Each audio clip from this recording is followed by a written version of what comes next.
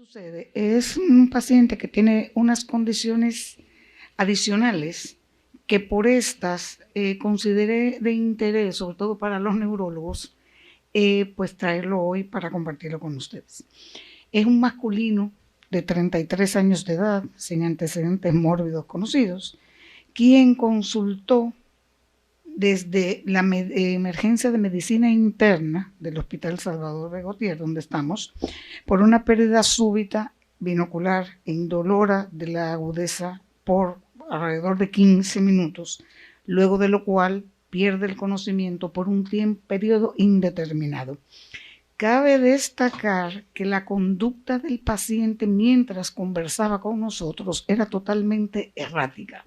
Un paciente intranquilo, confianzudo si se quiere, aquello es que te hace coquillas sin haberte visto, te abraza, te habla como incoherencias, no te fija la mirada, o sea, es incapaz de sentarse a sostener una conversación como tú lo harías con un desconocido. El tipo de conducta es lo que nos lleva a cuestionarle sobre el uso de sustancias ilícitas, y ahí es que él nos aporta que es usuario de marihuana alrededor de unos 10 años a razón aproximada de 1 gramo por día.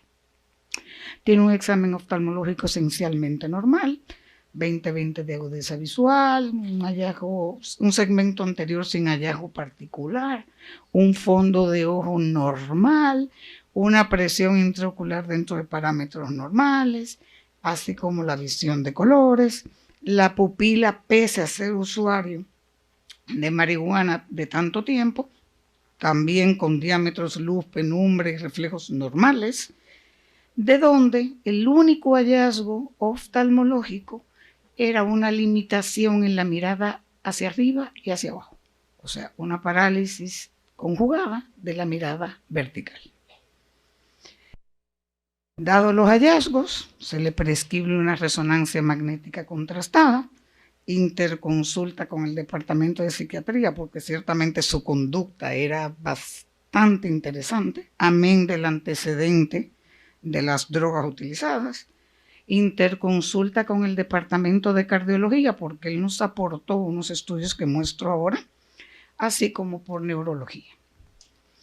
Él aporta que se le realizó en la emergencia de medicina interna un monitoreo ambulatorio de la presión arterial, el mapa de donde solamente destaca la presencia de un extrasístole ventricular y 2 supraventriculares. De igual forma, mientras estuvo en la emergencia, le realizaron un ecocardiograma que ahí sí ya mostró signos más interesantes. Un aneurisma de tabique interatrial con foramen normal permeable de alto riesgo emboligénico.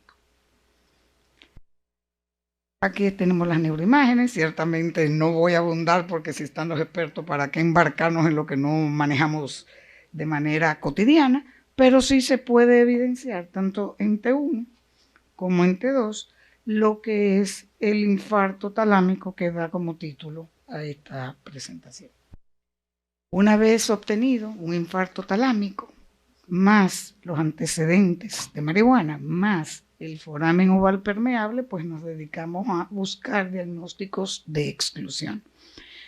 Antes que nada tenemos que hablar un poquitín, más que nada para los oftalmólogos, de lo que es el anfitrión, el tálamo, que es el tema fundamental que nos generó todas estas manifestaciones.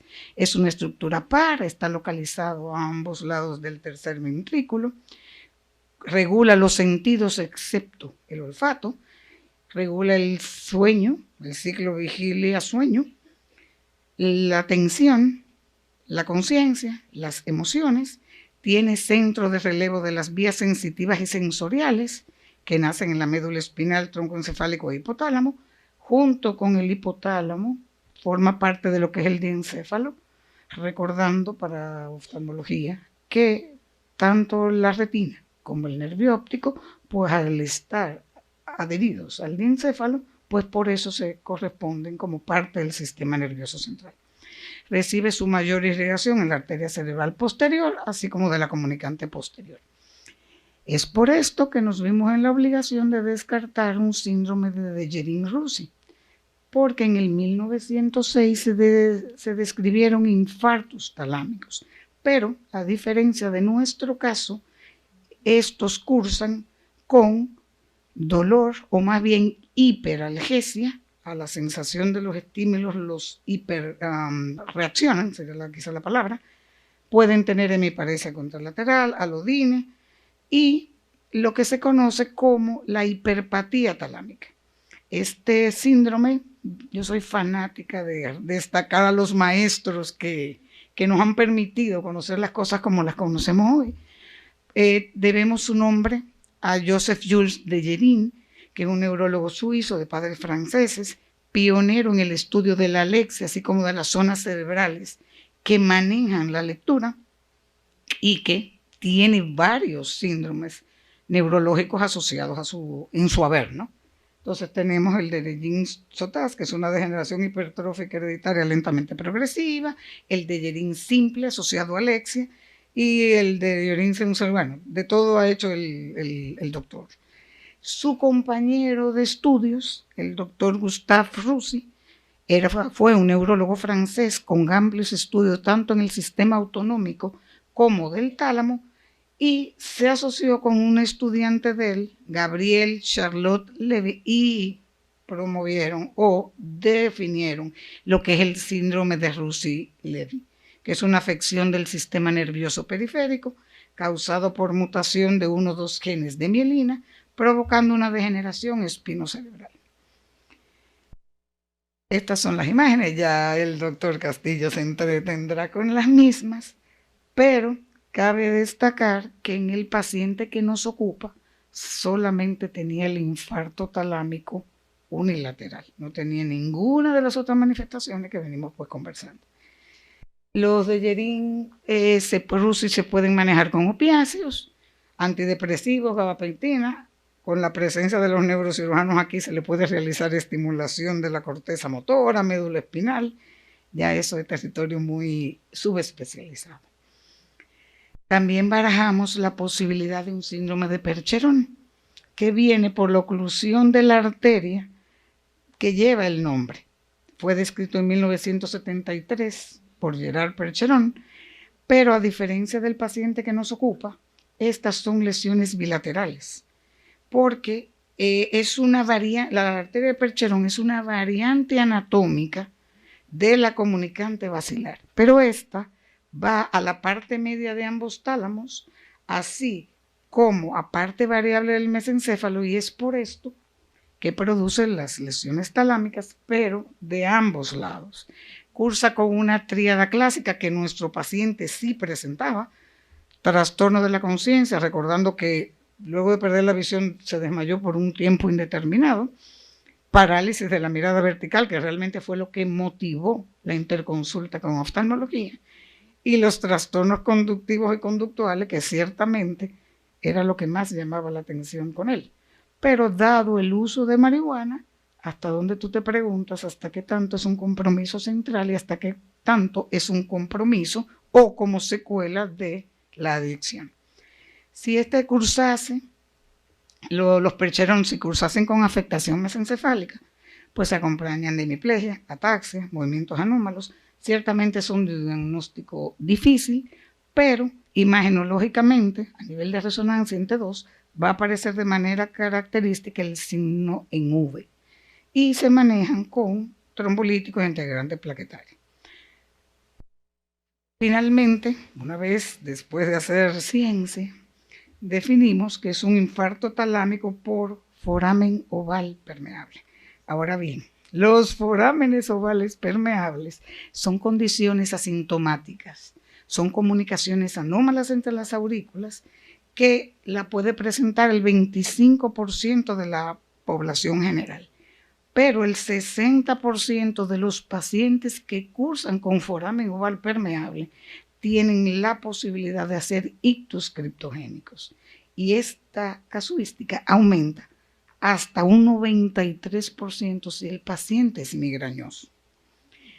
Hay varios mecanismos implicados que se barajan, para no fatigarlos ahí están, pero fundamentalmente hay formaciones de trombos o bien hay una comunicación anómala que es lo que hace, junto con la viscosidad, que aumente la probabilidad de los infartos. Recordamos que el paciente usa marihuana. La misma fue aislada, esa molécula fue aislada en 1964 por Rafael Mechoulam, que dicho sea de paso falleció apenas hace 3 meses. Era un químico médico israelí que en la Universidad de Israel con su equipo aisló 113 tipos de cannabinoides, de donde, como sabemos, la marihuana también está permitida para uso comercial. Este es su nombre, cariñosamente THC, y actúa sobre los receptores cannabinoides de las proteínas G, CB1 y CB2. ¿Qué sucede? Los agonistas CB1 y los antagonistas CB2 son proaterogénicos. Entonces ahí volvimos a posición original. El infarto fue por el foramen oval, la marihuana simplemente le tocó. Tiene efectos cardiovasculares específicos, como la estimulación simpática y la inhibición del parasimpático, produce una generación y conducción más rápida de los estímulos, de los impulsos eléctricos cardíacos. Y esta taquicardia, por la estimulación simpática, pues es la que acelera la liberación de trombos. Tiene usos terapéuticos, nada más no vamos a pensar en la parte quizás satánica del uso de la marihuana, tiene sus funciones médicas. El dolor neuropático, en el caso de los cánceres terminales, en los pacientes con vómito post-quimioterapia. En el caso particular de ustedes, espasticidad asociada a esclerosis múltiple. En el caso quizá nuestro de los glaucomas, su efecto es muy rápido, muy de corta duración. Por eso es que para el glaucoma pues realmente no tiene razón de ser. En enfermedad de Crohn, así como un estimulante del apetito en los pacientes con SIDA. 3 semanas después, luego del uso de antiagregantes plaquetarios, el paciente regresa. Ya en esta oportunidad sí tiene capacidad de la mirada hacia arriba, recordando que era su incapacidad y motivo de consulta, la capacidad de la mirada para abajo y por ende está resuelto. Por lo cual nos atrevemos a concluir que todo paciente joven sin antecedentes de importancia, que tenga alteraciones a nivel de la motilidad ocular, se considera mandatorio una resonancia y una evaluación cardiovascular, dada la asociación que existe entre los forámenes ovales permeables y los infartos talámicos. Y si a esto le añadimos los hábitos tóxicos del paciente, pues tenemos una tríada con un diagnóstico perfectamente posible. Gracias. La pregunta ahora, después. ¿Alguna pregunta, aporte de los maestros, doctor?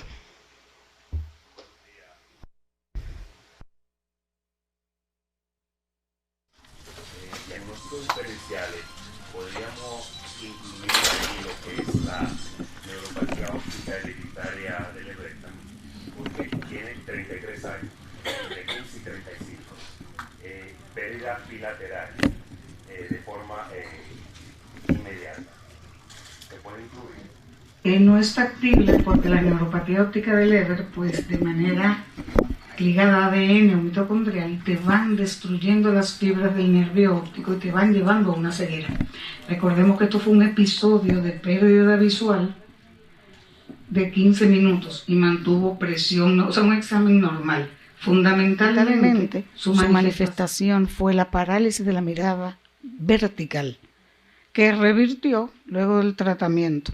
Entonces, las neuropatías ópticas hereditarias, no importa cuál, te dejan una atrofia óptica de manera irreversible con compromiso tanto visual como visión cromática, que no era el caso en particular.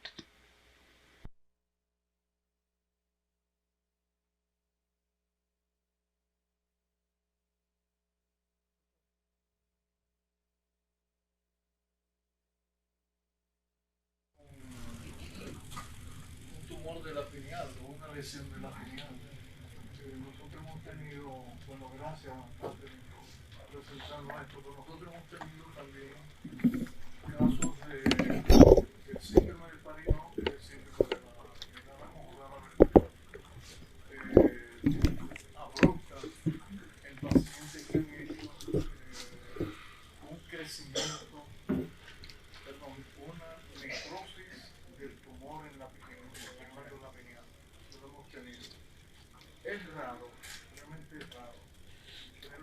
poquito en niños, más que en adultos. Recientemente tuvimos un caso también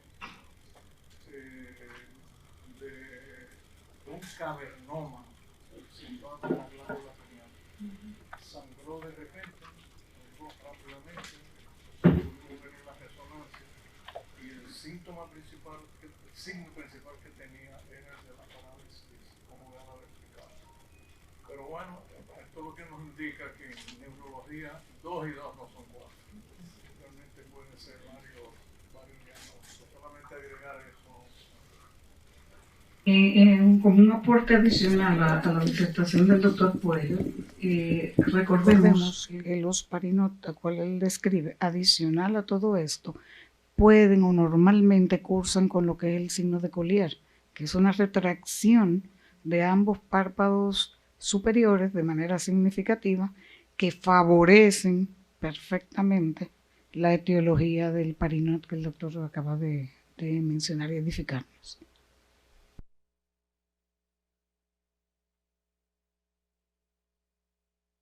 Encantada de estar aquí con usted, que incluso fue mi profesora.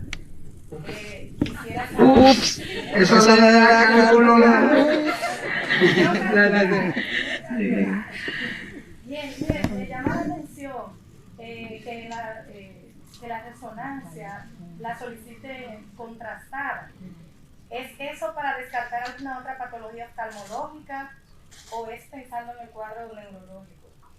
Pensando en el cuadro neurológico, recordando que no la contrastas, hay lesiones que perfectamente se confunden, bueno, ese territorio del doctor que hay lesiones que se confunden con lo que es la masa cerebral per se. Entonces, lo que te permite que se destaque la hiperintensidad, que te genera el T2.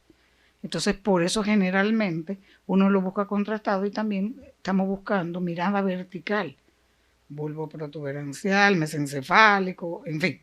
Y por esa razón fue lo del contraste.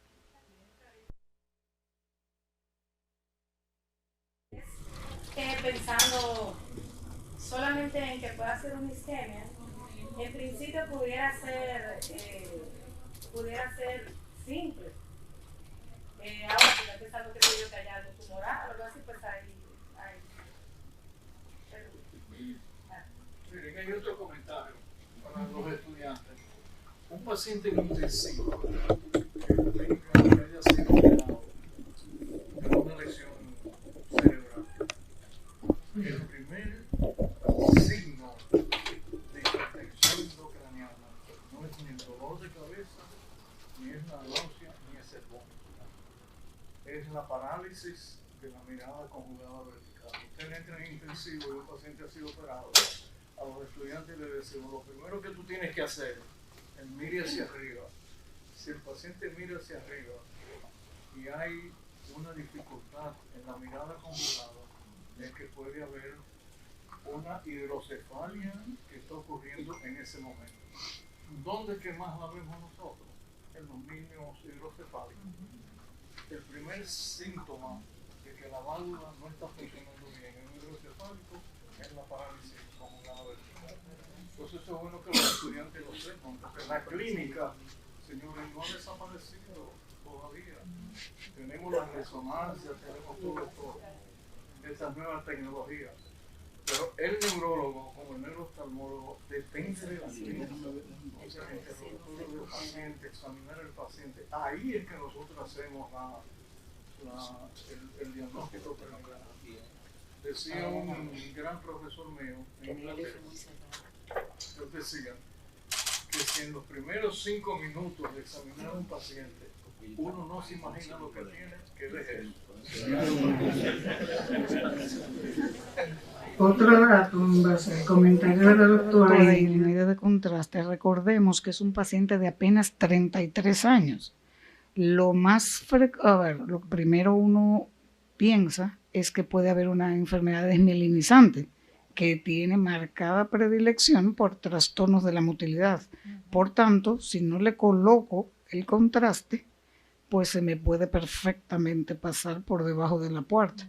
Entonces, por esa razón, claro, ciertamente, para ser franca, yo todo lo asociaba al tema de la marihuana, porque es que la conducta de ese señor era mucho más llamativa que el tema del trastorno visual.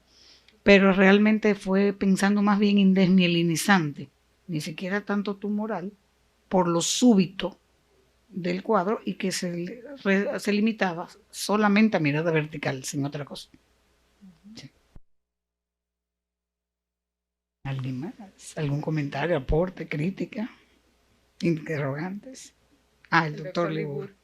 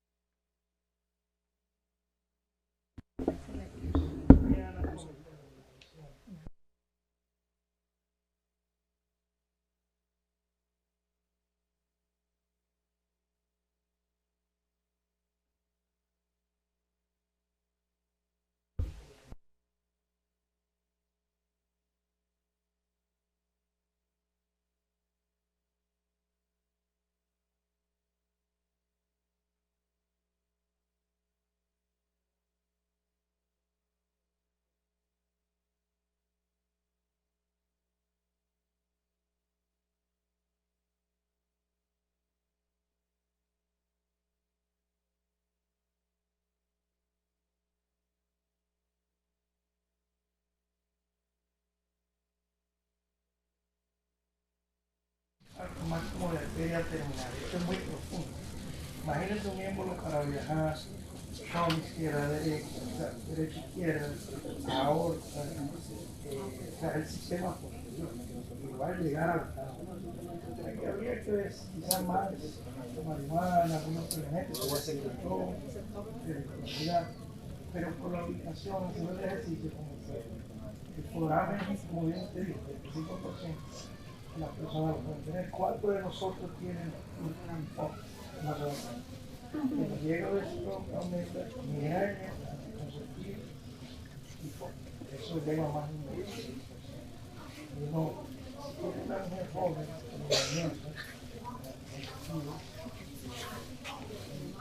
tiene que orientarle, ¿no? Y si fuma, las llamas, stroke de causa indeterminada, y ese stroke antes de los 35 años. Porque el enfoque lógico en el screening directo, ¿no? Pero la ubicación me llama la atención, haciendo una correlación. Pero medicina de los